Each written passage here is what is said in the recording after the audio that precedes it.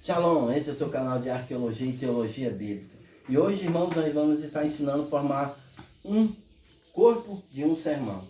Hoje nós vamos estar, irmãos, ajudando aquelas pessoas que pregam o Evangelho, que têm vontade de aprender, que têm vontade de saber como as pessoas formam aqueles sermãos, aqueles pregadores itinerantes, de renome, como eles formam aquele sermão, como eles formam aquelas mensagens. Aqui está, irmãos. Para nós fazer o corpo do nosso sermão, precisamos de 5 etapas. Primeiro, um tema. Segundo, um texto. Terceiro, uma introdução. Quarta, divisão. E por último, a conclusão. Irmãos, primeiramente, o maior erro dos pregadores de hoje em dia é não procurar somente, primeiramente, um texto.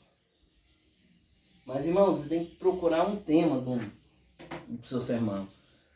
Se você for falar sobre santidade, então o tema da noite é santidade ao Senhor, santidade a todos, santidade. Você pode procurar o texto, tanto na Nova Aliança, quanto na Segunda Aliança. Se você procura o texto primeiro, para depois dar um tema, não tem jeito, irmãos. Primeiro você procura um tema, depois um texto. Aí depois fazer que nem todos os pregadores fazem. Jejum e oração, e Deus vai honrar a sua mensagem. Depois vem para a introdução. A introdução, irmãos, é o que vai fazer a diferença no seu sermão. Se você vai prender a atenção das pessoas ou não. Vai ser aquele sermão que vai impactar a igreja, ou somente aquele sermão, como as pessoas dizem, enchedor de linguiça, ou um sermão meia boca. Se você faz uma introdução, irmãos, onde você cativa e chama as pessoas a estar te observando, a estar prestando atenção, você vai ver, irmãos, que é um sermão diferenciado. E ter uma introdução do sermão é muito importante, porque se você não fazer uma introdução, e dependendo do texto, do tema que você escolheu e do texto que você pegou, vai ficar como a gente sempre diz, um texto sem contexto gera um pretexto. E se você fazer uma introdução, você pegar um texto e introduzir a história antes do fato, você vai ver que vai ficar uma mensagem onde todos vão entender, todos vão ficar apaixonados por mais um pouco pelo nosso Cristo que servimos, e vai chamar a atenção das pessoas. Né? Não para você, irmãos. A mensagem tem que ser chamada a atenção para Cristo. Mas, você fazer uma bela introdução, vai ficar de boa. A divisão, irmãos, todo sermão tem que ter um começo, que é a introdução. Um meio onde você vai estar deslanchando, decorrendo a história do seu sermão. Você tem que começar o seu sermão com a sua introdução. Depois, um meio, você vai deslanchando, vai continuando a história. E por último, o fim, que nós chamamos de conclusão. A conclusão, irmãos, para mim é a cereja do bolo. Porque se você imagina que você faz um belo de um sermão poderoso, um sermão, mas não sabe finalizar o seu sermão. É como você começar a construir uma casa, mas você não sabe colocar o telhado. Aí fica difícil. Né? Acaba moiando, sempre vai faltar alguma coisa. A sua conclusão e a sua introdução, irmãos, é o que vai chamar a atenção das pessoas. Que um dia, quando você estiver passando, as pessoas vão passar e vão olhar e vão falar assim, aquele irmão pregou na nossa igreja, ele trouxe uma mensagem poderosa aquele dia. Aqui que vai chamar, prender as pessoas. E aqui também temos os tipos de sermão, que é o temático, textual e o expositivo. O tema, irmãos, como exemplo aqui, eu usei a agonia de Cristo. O texto é Mateus 26, do 36 ao 46. Aqui não está, mas é. Quando você lê esse texto, é quando Jesus entra no horto e faz a oração lá, nos últimos momentos da sua vida. Como eu uso esse tema, como eu uso esse texto para uma das minhas mensagens, se eu começar o texto, a mensagem, somente onde está o texto, que é Mateus 26, que ele entra no horto, minha mensagem vai ficar sem pé, sem cabeça, sem fundamento. Porque eu podia discorrer dali Jesus e mostrar somente as suas últimas 12 horas. Mas, aí fica a pergunta, como ele chegou lá? O que ele fez para estar lá? Fazendo a introdução do texto, que é voltar um pouco, eu gosto de chamar de voltar um pouco no tempo. Eu voltaria 433 anos para dar a introdução nesse tema. Por quê? Aí eu contaria a historinha triste que aconteceu entre os 400 anos de silêncio. Contaria a história deles e vinha desse tempo, no período interbíblico, até Cristo nasceu, João Batista, todos os sermões, todo o sermão que ele fez, todos os milagres, até chegar no horto. E lá, nesse momento, quando chegasse no horto, onde a mensagem, o sermão começou, o texto foi lido, aí sim, irmãos, eu fiz uma introdução do período interbíblico até aquele tempo. Aqui, irmãos, começaria a minha mensagem, que é as últimas 12 horas, que é Jesus sendo torturado, morto, crucificado, ressuscitado. E para a minha conclusão, nesse texto, eu usaria o que o salmista Davi diz no Salmo 24, que diz que o Senhor assenta ao céu. Aí os anjos perguntam, quem é esse Senhor? Quem é esse varão de guerra? Ele fala, o Senhor da guerra. Deixa ele entrar. Esse Salmo, irmão, 24, poeticamente está falando do triunfo e a subida de Cristo até os céus.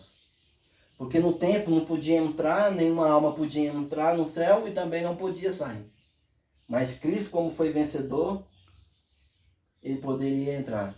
Isso é que eu usaria, né, no meu texto. O texto, a introdução, fazeria o período interbíblico, dividia, e no meio, o meio decorrente da minha mensagem era a introdução, e depois ia decorrendo sobre os milagres, dos pontos principais do texto, até a minha conclusão. Mas vocês podem fazer a mesma coisa, usando algum texto ou tema. Eu acho que a introdução, quando você vai começar, você poderia simplesmente contar uma história, mas que não seja uma história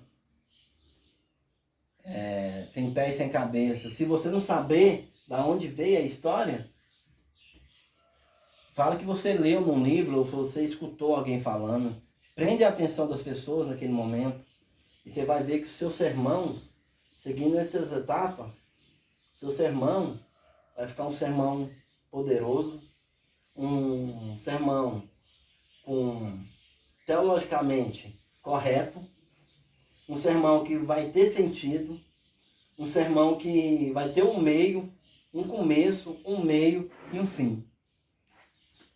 Isso que as pessoas hoje em dia, vendo alguns pregadores fazendo, é que falta. Primeiro ele lê o texto lá, aí não faz uma introdução, a divisão deles é sem pé e sem cabeça. A pessoa leu Mateus 26 e vai lá em Moisés. Tudo bem, você pode ir lá, irmãos, mas uma regra hermenêutica, vai e volta. Você pode sair do seu texto, mas você tem que voltar para o seu texto. A não ser que você está fazendo um sermão. Aqui temos o tipo de sermão, né? O temático, o textual e o expositivo. Fazeria um vídeo depois falando sobre qual é a diferença entre esse texto, sobre o tipo de sermão, tanto o temático, o textual e o expositivo. Vou estar falando sobre ele, estar explicando um pouco mais para que vocês, pregadores, venham entender o que é um temático, textual e expositivo. O expositivo é aquele que expõe o texto, o textual que fica no texto. E o temático é aquele que você pode ir, sair e voltar. Mas você tem que voltar, você nunca pode sair do seu texto e ficar por lá. E o tema é o principal. Se tiver um tema, vai para o texto. Do texto, você ora a Deus. Depois chega na igreja, faz uma introdução. Depois a divisão e a conclusão. A divisão, irmão, se na sua igreja se permite ministrar por apenas 30 minutos, né, que é a maioria, divida essas três em 10 minutos, irmão. Divide 10 minutos para a introdução, divide 10 minutos para a sua divisão, que é decorrendo um texto, e 10 minutos para a sua conclusão. Não deixa a divisão e o decorrer da mensagem gastar todo o tempo para você fazer uma conclusão perfeita. Porque senão seu sermão vai ficar tanto bonito e poderoso na introdução, tanto bonito e poderoso na sua divisão, mas quando você vai concluir vai ficar tipo aquele de querer mais. Falta alguma coisa. Não é querer mais, é faltar alguma coisa. Porque você não concluiu o texto, a sua mensagem, o seu sermão, de uma forma poderosa. Isso eu gosto de chamar de a cereja do bolo. Não é o nome que se deve usar teologicamente, mas eu gosto de usar que a conclusão é a cereja do bolo. Porque se você não tiver uma bela de uma conclusão, seu sermão foi quase perdido. Então, irmãos, depois de você seguir o primeiro, o tema, o texto, a introdução, a divisão e a conclusão, você consegue estar sempre formando um sermão. Leia muito a Bíblia, medite na Bíblia, né? Ler não é uma coisa que se faz. Sempre tem um caderno, uma caneta, anota o texto, anota a história, onde você leu. Tenta procurar um pano de fundo daquele lugar, um pano de fundo do ocorrido. Porque nem todo texto, e nunca, irmãos, pega um texto enorme, tipo, não lê o Salmo 119 para você fazer um sermão, porque não vai dar tempo. E também não pega somente texto isolado na Bíblia para fazer seus sermãos, porque um texto sem contexto vai sempre gerar um pretexto. Você pegar um texto isolado, irmãos, para seu sermão, não vai dar certo. E você pega um texto muito longo, não vai dar certo. Igual o Salmo 23 diz, o Senhor é meu pastor e nada me faltará. Olha aí, você pegar esse texto e entender que você põe o tema, o bom pastor, tem um texto de Salmo 23. Entra na introdução, contando a história, o porquê o texto está falando, que é o porquê o Davi chama o Senhor de bom pastor. Aí você vai saber por que Davi chamou ele de bom pastor. Você vai conhecer a história de um pastor, como um pastor cuida das suas ovelhas, como é o pastorado no Oriente Médio, tá? Não é um pastorado da sua igreja, é do Oriente Médio mesmo, cuidador de ovelha. E quando você estiver decorrendo a sua mensagem, começa a falar sobre o texto 23, o Senhor é bom pastor, já começa a falar sobre o texto, falar sobre por que Davi fez aquilo, e a sua conclusão, finalizar ela, falando sobre os pontos principais que a sua introdução e a sua divisão trouxe para a conclusão. Se fazer isso, irmão, seu sermão do Salmo 23 vai ficar poderoso. Conta a história de como é o bom pastor, busca o pano de fundo, porque o pastorado naquele momento que Davi fala, nem sempre é o que nós temos hoje. Mas você buscar o que realmente Davi quis saber, você vai ver que o texto em si fala coisas tão belas e bonitas e poderosas por si só. Então, irmãos, agora que você sabe como montar o seu corpo, o seu sermão, que é um tema, um texto, uma introdução, uma divisão e uma conclusão, vai ficar muito mais fácil para vocês que têm dificuldade em montar o seu esboço. E que esse vídeo seja de grande aprendizagem para vocês e que Deus venha nos abençoar. Até a próxima semana.